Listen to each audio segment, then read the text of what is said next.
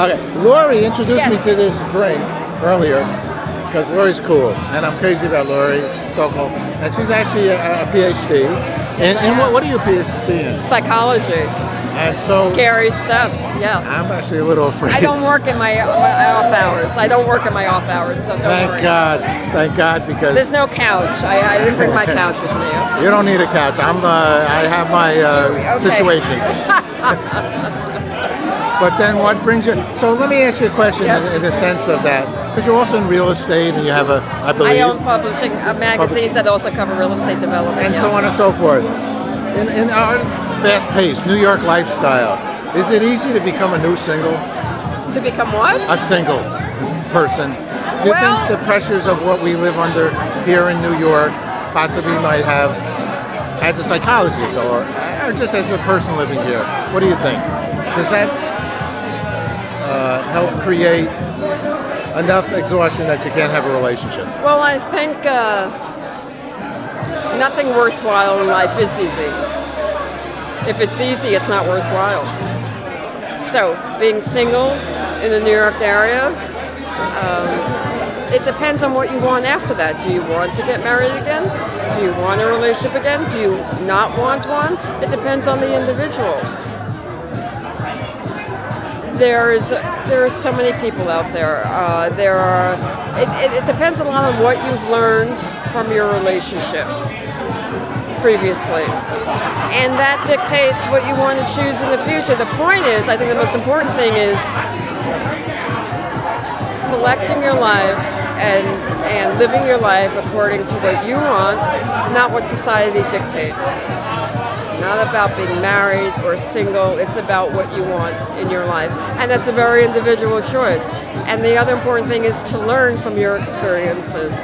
You learn what you do want in the future and what you don't want. And as long as you can learn from that, that's what really matters.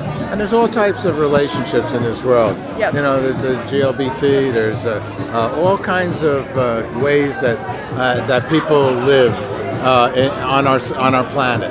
And the nice thing possibly is allowing everybody to live whatever might interest them, right? That is the most important thing. To live your life authentically, not according to shoulds. You should do this or you should do that. It's living the life you want to and doing that from the very beginning. So it's not when you're in your 30s, 40s, 50s, 60s that you say, I lived my life according to what other people wanted from me, what society wants from me, but now I'm going to do it for myself. Of course, it's never too late. And my favorite quote is Eliot's quote, "It's never too late to be what you might have been."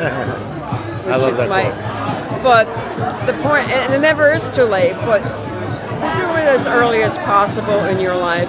Don't live your life to please others. Live your life to please yourself. That way, you don't hurt others. You don't get others involved. Live authentically from the very beginning, if you can.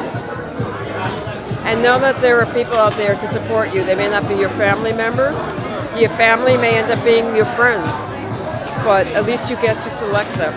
And again, someone like myself who lived a life according to what my parents and society wanted for me, to be a straight woman, even though I was attracted to women from a very early age. So in my late 40s, after being divorced, I started to date women, but I don't regret my life because I have two amazing kids. But for everybody else, if you're young enough, live your life authentically. And if you're older and you feel like you're not living your life authentically, it's never too late.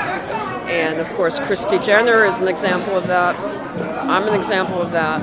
And many other people are an example of that. And just to know there are people out there that will support you. It's hugely important. I saw a post today from someone who talked about those individuals, gay, transsexual, who took their own lives at a very young age because they didn't have anyone who could support them, their family. There are people out there. There are people out there. They may not be your family, but you can find friends who are your family. And it's crucial.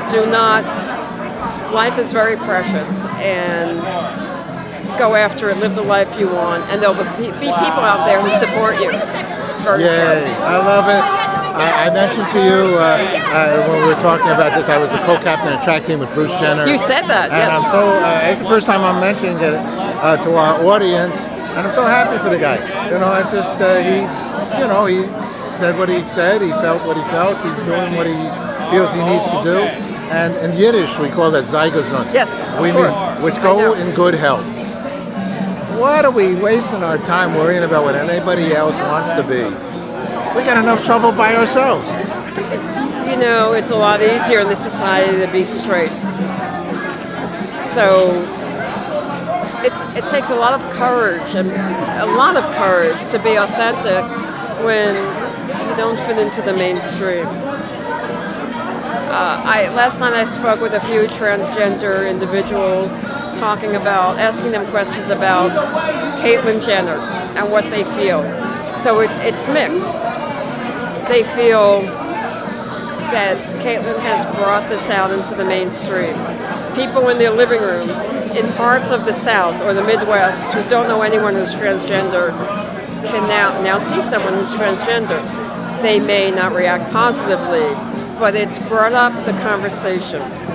The other side of the coin is most transgender people do not have the opportunity to be interviewed by Diane Sawyer, the cover of Vanity Fair, photographed by Anna Leibovitz. But still, it's not unlike Ellen DeGeneres coming out years ago on her show.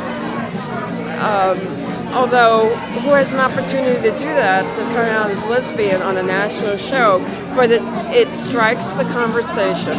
It gets people talking about it. Even those who are so against it, they're talking about it. And that's extremely important. And it was from that point that then other people start to think about, well, it's not just a lesbian, it's Ellen. It's not just a transgender person, it's formerly Bruce Jenner. And that starts a whole new conversation about it. And that's encouraging. All right, that's good news from Lori. Very good news. All right, thank you so much. My pleasure.